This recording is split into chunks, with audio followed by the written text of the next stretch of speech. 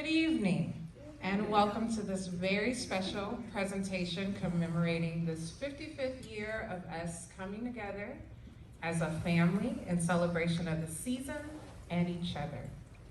This evening, I will transform into your host, Asia Winfrey, along with perhaps Ashley Wendy Williams-Mann, as we take a journey into the hearts and minds of the great matriarchs of this family, our aunts, Bernice, Geneva, Vala, Maggie, Regina, and my mother, Vicky, as they reflect on our foremothers and this family's history and the present.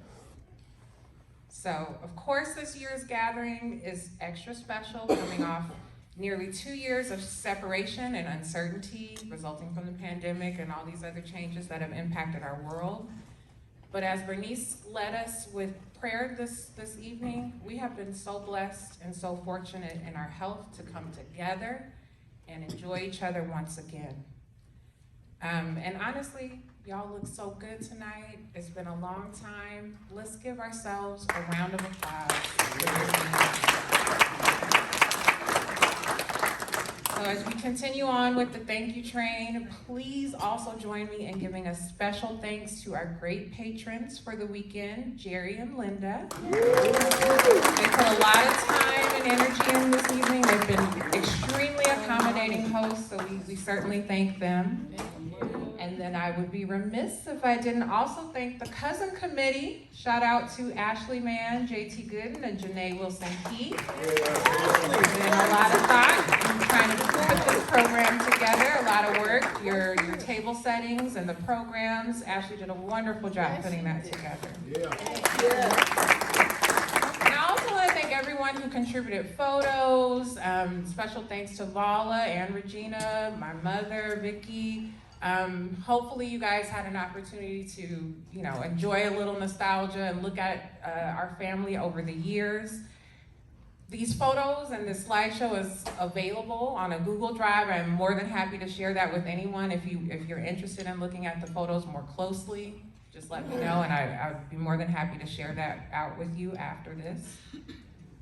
And so, now that we've gotten that out of the way, let's get on to the program. This evening isn't just special because it's our first gathering in 2 years, but it's an evening that's being made extra special by our first extraordinary guest, Miss Gwendolyn Regina Johnson. And the release of her debut anthology, Every Family Has a Story. Is everyone familiar in the audience of the fact that Regina is a published author now? Are y'all aware? Well, you know now, and that's really why we're here this evening, to acknowledge this extraordinary piece of work that she's put together and to also connect with the sisters who contributed to the book as well. So let's talk about it a little more. So again, the title of the book is Every Family Has a Story, and it's a beautiful collection of essays, poems, and memories contributed by each of the sisters and carefully curated into one volume by Aunt Regina. Again, this was a tremendous undertaking brought together by Regina, and before I ask her to join me on stage, I just want to take a minute to take stock of all that Regina has contributed to this family. She's an anchor in this family and a leader. And of course, we know her to be a fierce administrator and educator.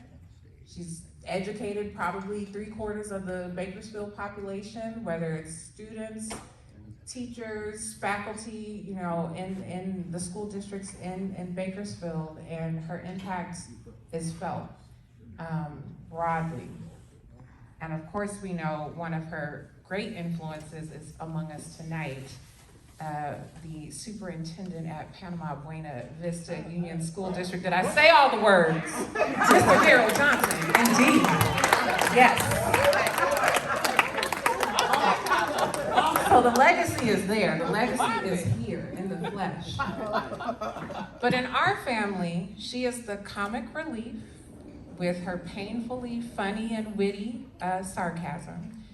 She's also a listening ear and problem solver in all her wisdom. She's the fashionista with impeccable taste. Have y'all seen her outfit? Did you see it? Take some time to see it. It looks good.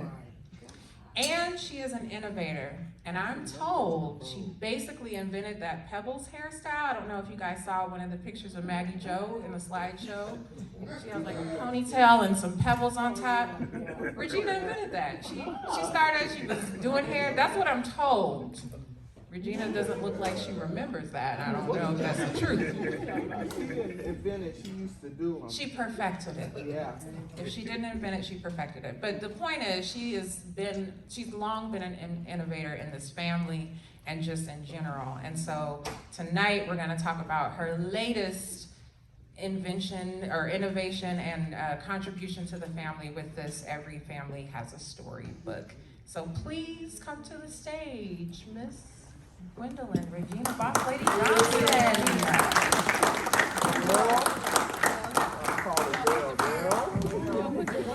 Put the fur on for her. Somebody put the fur on for her. Say what? Don't mess with my fur while I'm gone. There's steps on this side if you want to come up.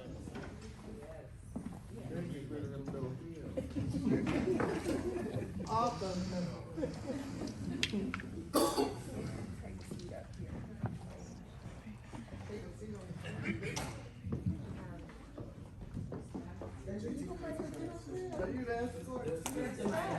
Oh, okay. Oh, she got it. The gentleman. Are we supposed to ask?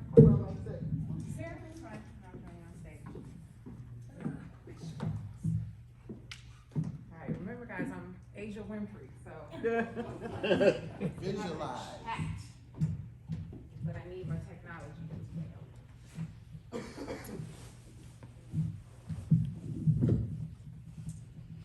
Alright, so again, welcome to the stage. Welcome this evening. You look excellent as always. How you feeling? I feel wonderful. Before we start, God is good. All the time. All the time. God's good. Amen. It's an excellent start to work. Okay, so again, we're all very appreciative of what you've done in coming up with this book, this collection of essays and poems from your sisters. Tell us about your process and your thought process and even wanting to create the book. Well, I don't know if Vicky remembers, but back in the 80s or 90s, we talked about a book, Out of Nothing Comes Something. And then always felt that I could write because my name is Gwendolyn. And when I was in school, we studied Gwendolyn Brooks. And I felt that if she could write, I could too.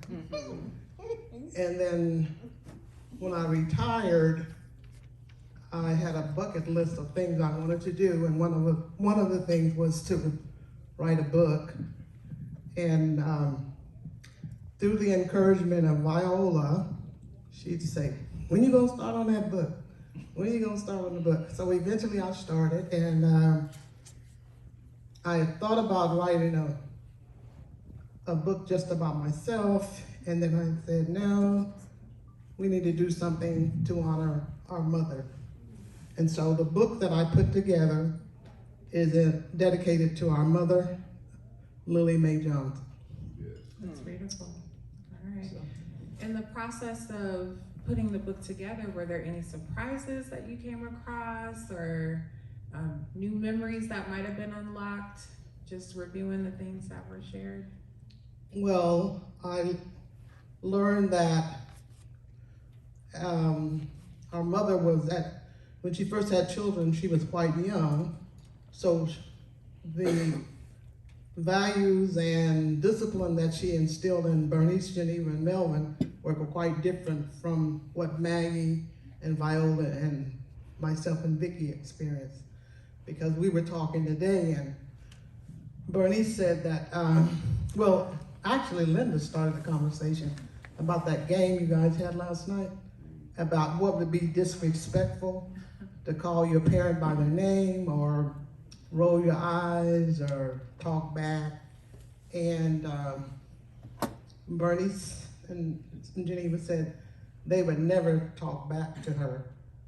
But I did, but I would run after I said it. And so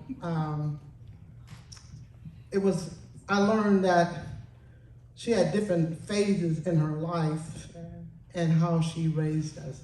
And that was amazing too. Yeah, that's excellent. Yeah.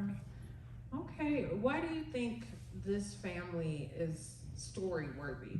What is it that's special? Because you said initially you were thinking about basically a memoir of your own life, but something said to you to do something broader than Well, that. I feel we have amazing people in our family. Our mother only had a third, fourth grade education, but yet all of our children have done really well. Melvin, who's the only brother we had, he was an engineer, probably the smartest in the family, but he couldn't get along with white people.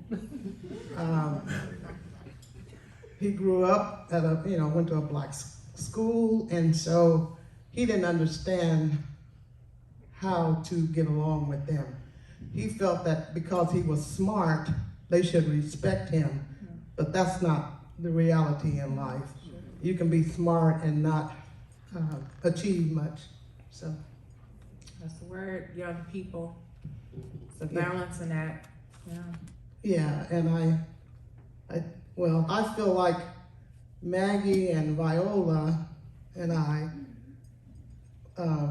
God's plan, we ended up moving out in the country, and we went to an all-white school basically, and it was for rich kids. And so I felt like we really got a good education, and really didn't want to go to that school. Was there about 3 years, and I think that was the best thing that happened to us, because when we went back to Fremont, the ghetto school, we were so far advanced. I was in the 7th grade, and my teacher I could digraph sentences better than my teacher. Mm-hmm. And he would have me go up to the board and teach the kids how to digraph a sentence. Mm-hmm. So I learned that schools are different. It all depends on the economics of the school. So that helped me as a principal, because I knew that schools made a difference in kids' lives. And so when I did run my own school, I made sure that there was, at each grade level, a male teacher, somebody that spoke Spanish, African American teacher at every grade level. So the kids at my school did very well because I understood that. And when I went there, I had the school remodeled. I had it painted white, and the district administration said that I shouldn't get it painted white because it was in the ghetto.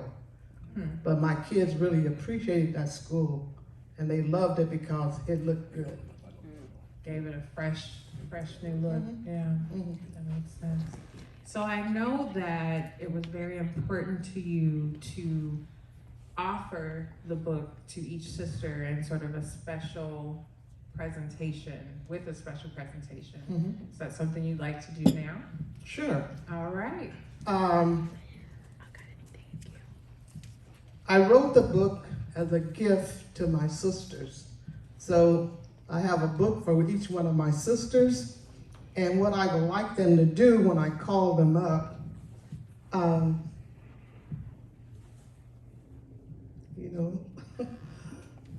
I may have left them in the room, but they have to go get them. But, well, they can open up their book and read it. I had made copies for them to read what they had written about our mother. because that will give you a better understanding of what they thought or what our mother presented to us, because our mother was very wise in that when we went to school, we knew our alphabet, we knew how to write our name, we knew the fairy tales, we could recite them. We didn't have books, but we could recite them. And I remember when I was in kindergarten, I used to sit in a circle and the teacher read the books and nursery rhymes. And I was sitting there and I thought, well, this teacher's kind of dumb. My mother could state the stories without even opening a book. So I went to school with a high self-esteem because I felt that my mother was smart and I knew that I was smart. That's right. And I believe that's the same thing that happened with my sisters, that we went to school and we were smart and we did well. Okay. I'll call them up.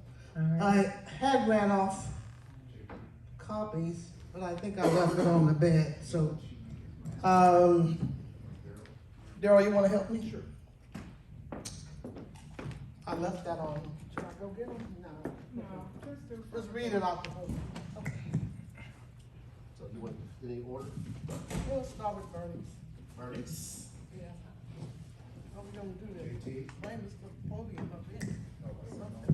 You want me to come down there? No, they're gonna go. Are they gonna go on the page? You want her to go up there, or? Yeah, she's gonna go up there, so JT can do this for. But I need to put, so she can put the book on. Oh, you Oh, want, like a mount? Yeah. so you need to open that to her page. She can open that in. Yeah. Yeah.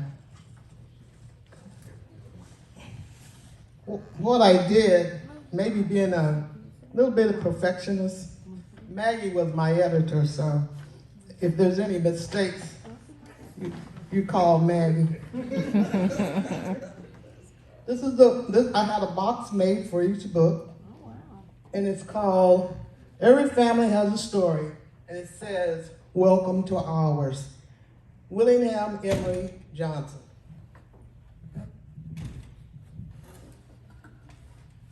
Inside the box is a picture.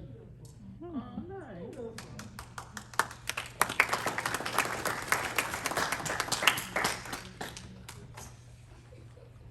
I didn't want to just do a book. I wanted it to be special, like a keepsake that you would keep in your family for years. Let me turn to Bernice.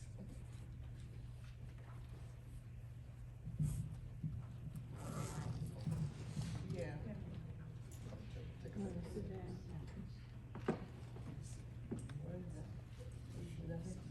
You gonna sit and read? You wanna put the podium on stage? Then she can sit down. Okay. Get on the other side.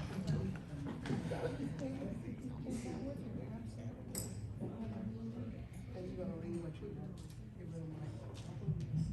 right there. JT, watch the mic, watch the mic. JT, watch the cord, please. Make sure they don't touch on the cord.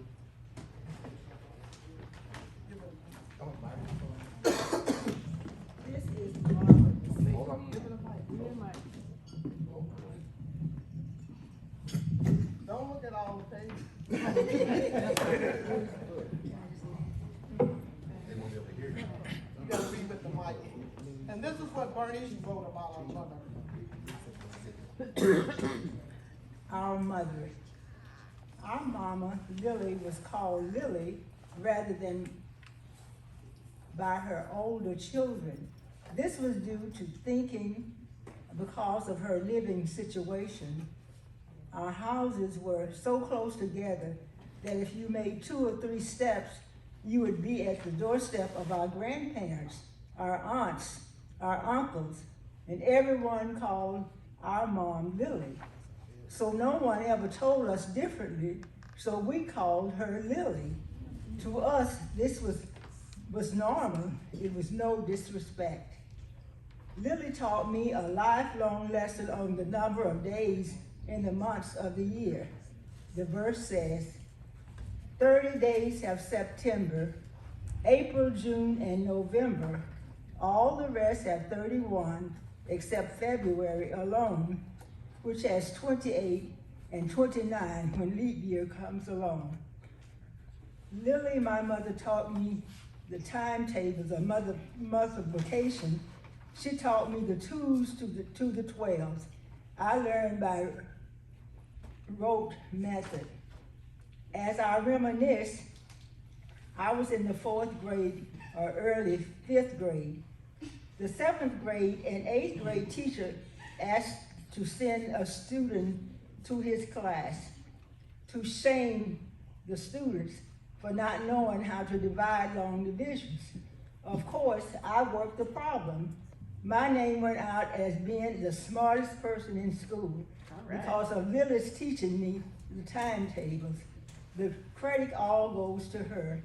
She always said, if you can't multiply, you can't divide. So true.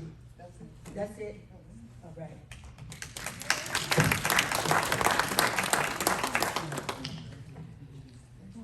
Just gorgeous. They're gonna stay up here. Take a seat. Sit right here. Okay.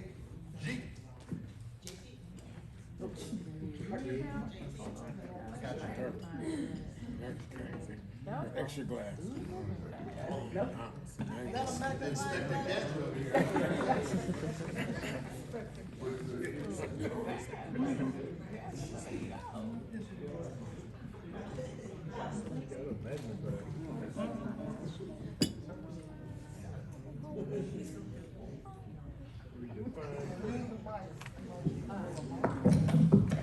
You know, I can't hardly see to read, but I'll do the best I can.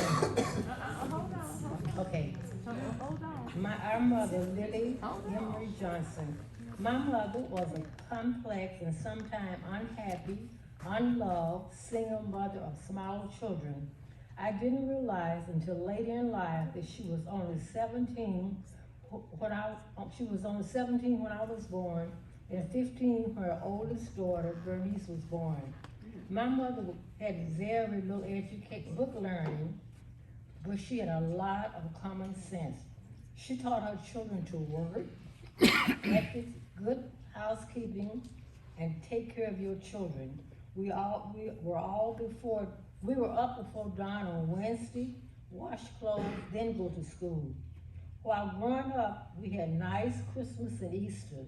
We had ham, we had cake, and a nice dress and a toy.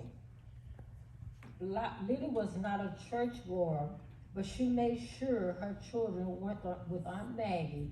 We were in church on Wednesdays and Sundays. My mother may not have been treated with love by her extended family and others, but God blessed her and her children. We love you. God bless you, Mother.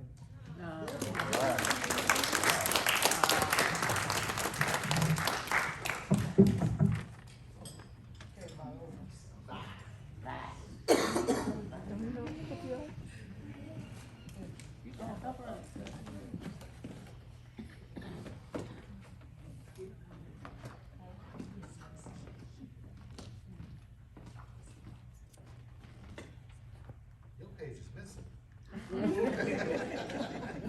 I'll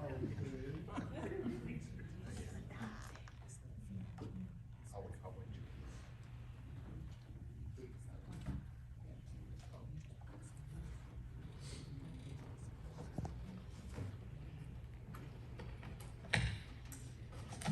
Our mother. My mother was very smart. She could tell a story. She taught us how to read and how to do math before enrolling in school. I had a very good memory for listening. From listening, I memorized a book, Tom and Jerry. The teacher thought I was so smart and sent me home with a book, The Friendly Village, which means they had promoted me. Lily discovered that I didn't know the word "the." She made me learn how to read by calling me Dumb Dora. Lily was clean. She encouraged us to keep our clothes and house clean. She would even sweep the dirt in the front of our house. Lily encouraged us to work by telling us that whatever monies we made, we could buy our school clothes. Maggie and Regina always had nicer clothes because they made more money than I did.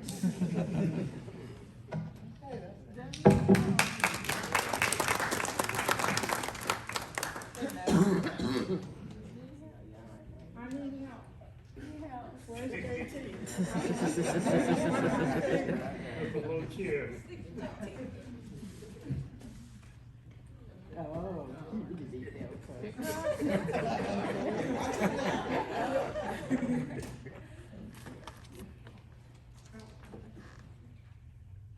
This is yours.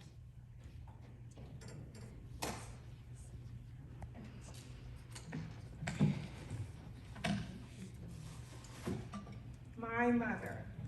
In late August, as I slept in bed, I felt hands shaking me and an excited voice imploring me to wake up. Here comes Lily. She's back from picking cotton in Eloy, Arizona. Wake up, your mother is back, said the voice. Groggy, I slowly and reluctantly came to the realization that I was not soaring off a great cliff with eagles. I was still in bed, not sure whether it was early evening or early morning. The hands tried to steady me in an upright position as I gained consciousness. Through the eyes of a child, I saw her sitting on the side of the bed. At this moment, I swooned and began to cry. My mom was taken aback, but wrapped her arms around me. In return, I held her tight as though there was no tomorrow. I loved my mom unconditionally.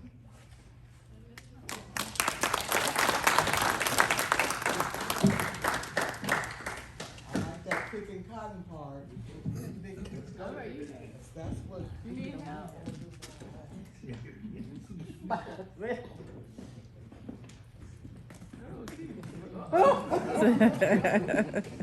Fast.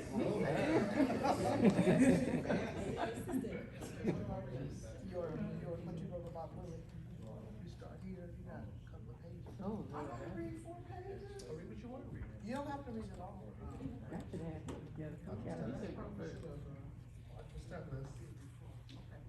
You want Oprah to read it for you? Please, please. No. No, you have to read it. Read what you want. With glasses on. I know.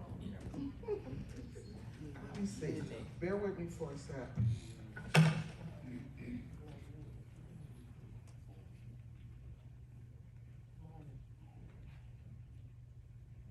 Mhm.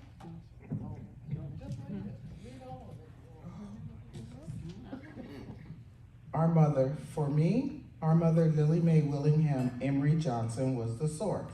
She was the source of wisdom, accomplishment, and quite literally, life itself. Now, one would hardly view her as a picture-perfect mother that doted on her children or baked them cookies. She did not exactly relish in the role of motherhood.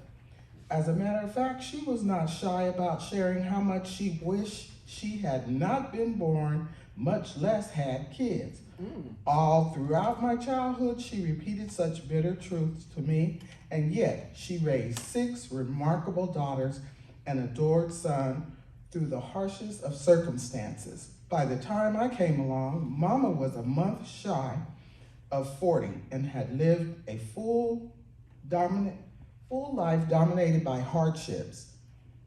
She continued to carry many of the emotional and physical wounds wrought by her survival. And as a result, much of our mother-daughter relationships was defined by her recounting in great detail her life's anguish. I can remember on weekend mornings raising with the apprehension to the sound of her singing hums to herself. Can I get a witness? Singing hums to herself. That's not a hymn. That's a lullaby.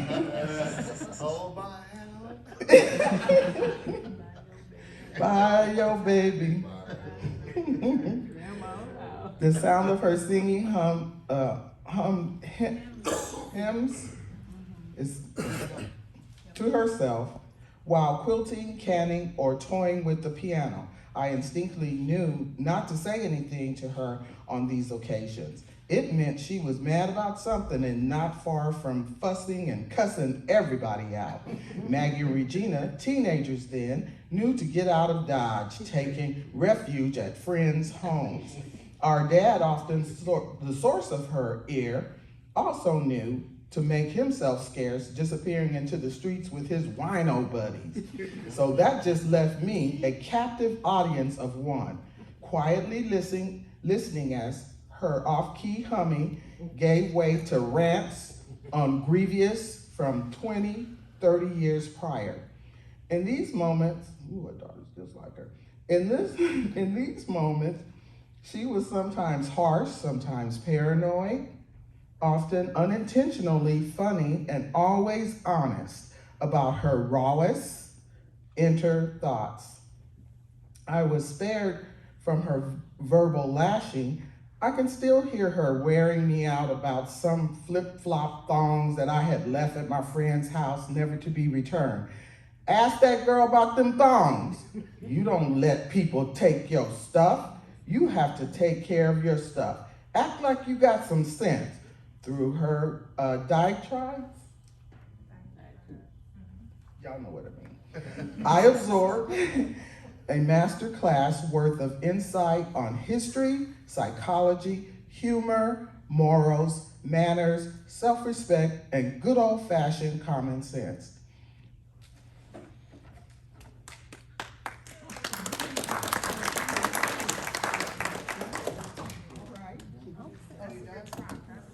That's a good stop. That's 2 pages, and there's 2 more pages. I read 2 pages. Okay, let me read a little bit more. What was I? To fully appreciate our mother, you have to understand her complicated history. Born over a century ago in 1914 in Wetumpka, Oklahoma, her very conception was marred by familiar dysfunction. She reached her teen years determined to, in her words, work hard to have something because no one else will take care of you. The road would not be easy. With nothing more than a 5th grade education at the age of 15, our mother married 34-year-old Richard Emery on August 12, 1930, according to their marriage certificate. While not uncommon for the time, her early marriage, followed by the birth of 3 children, Bernice, Geneva, Melvin, by the time she was 21, puts into perspective just how quickly she had to mature. Add to this the devastation and desperation brought on by the Dust Bowl, the Great Depression, and it becomes clear what few options she had. Once her marriage to Richard dissolved, and as close by work in the fields dried up, forcing her to travel further while leaving my siblings in the care of extended family. She had to find new ways to stretch a dollar by supplementing her earnings selling moonshine. Bootlegging whiskey in a dry state, when it was considered contraband, came with risk and ridicule. Sometimes neighbors would snitch to the sheriff, and she'd be forced to pour batches out onto the back porch. kicking up pungent, lingering stench. Eventually, meeting my dad, Will, and having 3 more children, our mother had to negotiate the tricky terrain of blending 2 families. First, though, she and the family would have to face the horror of Vala being burnt and the heartache of losing our baby brother Luther, who was born April 12, 1953. Our mother felt immense guilt and sadness following Vala's accident, blaming herself for having asked her 7-year-old daughter to retrieve something from a neighbor's home where her dress caught on fire as she waited near an open flame heater. The burns were severe and Vala was hospitalized for months. Our dad was working as a migrant laborer in the fields of California, leaving our mother with the help of her mother to manage Vala's care, tend to the needs of her 2 younger children, and cope with her own grief. As a part of Viola's recovery, our mother had grafts of skin removed from her thighs to replace what had been incinerated on her darling daughter. I can see the patches on Mama's thighs now. I remember sitting on her lap and asking, what happened? Still visually pained, she explained the harrowing details while also noting how adorable Vala was before the accident and the outpouring of love she received after. Following Vala's recovery and after various short stints of field work in California, the family, tissue please, the family eventually made their great migration westward for good, where my part of the story begins. I have often thought about how my arrival just 15 months after our 2-week-old brother Luther suddenly passed away from a weak heart must have been stirred bittersweet feelings for my parents and older siblings. With just Melvin surrounded by a slew of sisters, I can imagine everyone being excited for another boy in the family. Mama would sometimes opine that had Luther survived, he would have been spoiled rotten. Through all of the turmoil, pregnancies, and periods of job loss, I believe she turned to quilting as a therapeutic way to remain productive. She gifted her handmade quilts to all of her children, some of which are at least 80 years old, leaving behind a tangible mementos for her creativity for future generations to cherish. The summers of 1966 and 67, though turbulent elsewhere across the country, when some of my fondest memories of my mother formed. I was entering my preteen years. All of my siblings were grown with lives and kids of their own. The sweltering heat of Delano summers made it too hot to sit in the house. So Mama and I would sit in the car in the front yard. She would share more about her life and talked about the neighbors, many of whom she knew in Oklahoma. As the night's sky darkened, we would gaze at the moon, and she would explain the lunar phases that she'd learned from years of timing it with her garden and consulting the almanac. Little did I know my interest in amateur astronomy and astrology was forming right then and there. She never took interest in observing the sky beyond the moon, and astrology was not her thing either. Once my interest in astrology deepened in the 1980s, she said to me, "You know, Mama would have loved you. referring to her grandmother, Emma Willingham, known for reading palms and tea leaves. Emma predicted that Mama would marry a tall, dark, and handsome man, and that they would live far away from Oklahoma. Our mother was not nice or outwardly loving, yet I always felt loved and safe under her care. She would emphatically declare that no one loved her and she loved no one, which I perceived to be part dramatic maternal exaggeration, similar to the kind of guilt-trippy antics portrayed by Jewish moms on sitcoms, and part defense mechanism to cope with a lifetime of feeling rejected by those closest to her. She came from a world where people did not make utterances like "I love you" regularly, if at all. Instead, she showed her love through hard work and caring enough to tell you about yourself.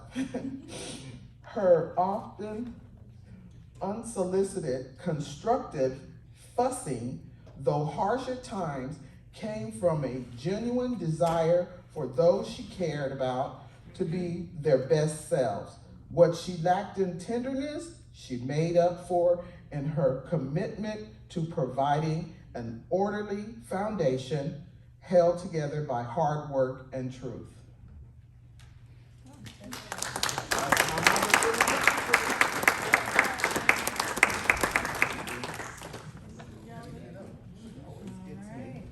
This is my book, right? Yes. And where's your bag? On the chair. Over here? Yes. Would you like me to hold the mic, or? That's fine. I'm gonna read mine last, about our mother.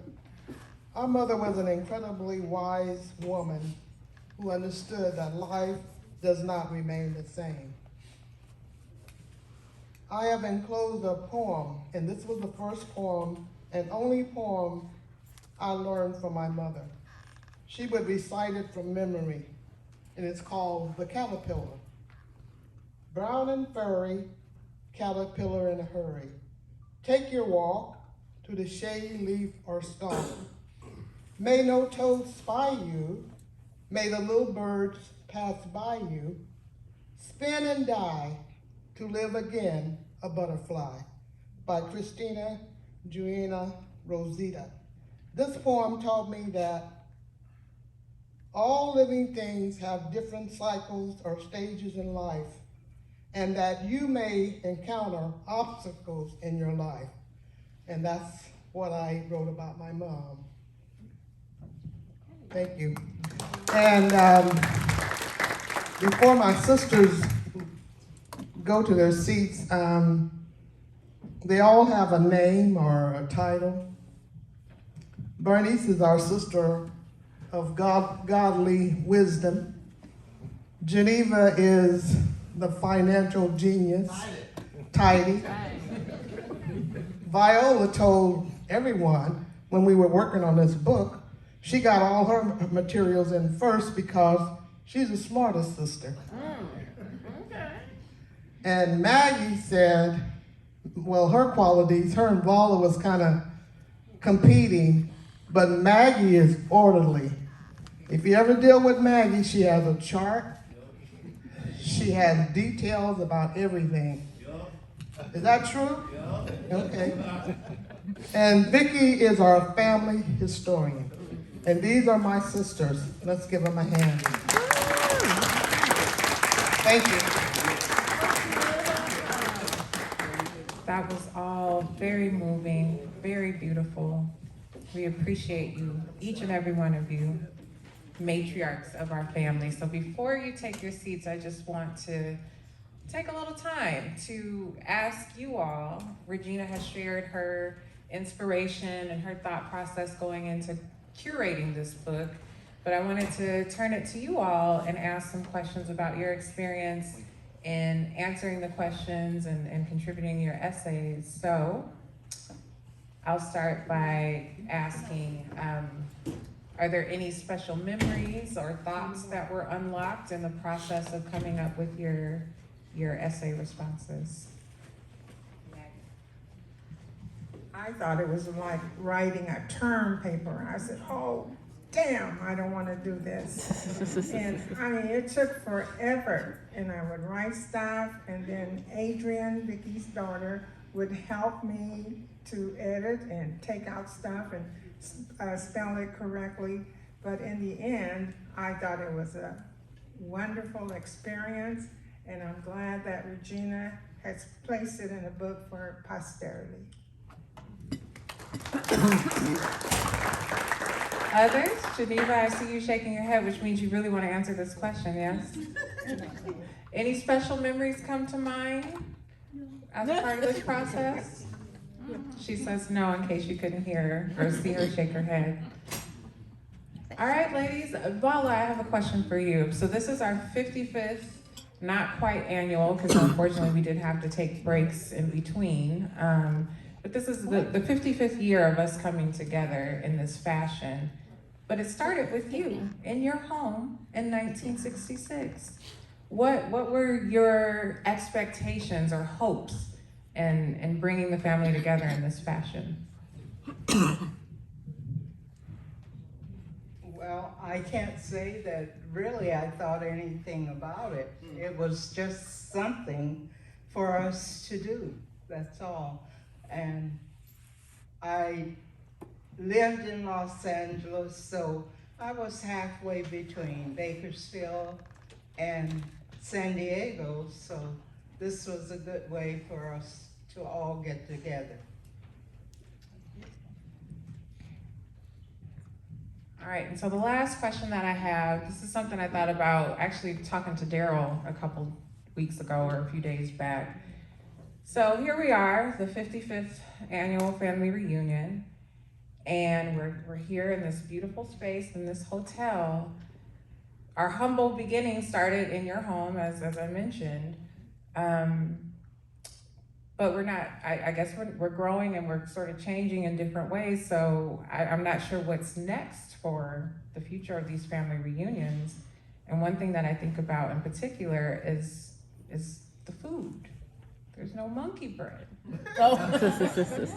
And I'm concerned that we might be losing recipes, y'all. So, are there any particular recipes you want to see preserved and are willing to teach younger generations, maybe even myself, even though I'm allergic to the kitchen? But any thoughts for anyone who had, Regina, you fried chicken? Pound cake, yeah. Or maybe this is a question for the audience. What do we need to preserve, y'all? What's next? Apple cake. Apple cake. Apple spice. Spaghetti. Spaghetti. Ajane, you know it. Can you hook up the spaghetti? You got that? Nah. So, in the future years, that's a great idea. Maybe that's the next chapter. Is Lisa volunteering?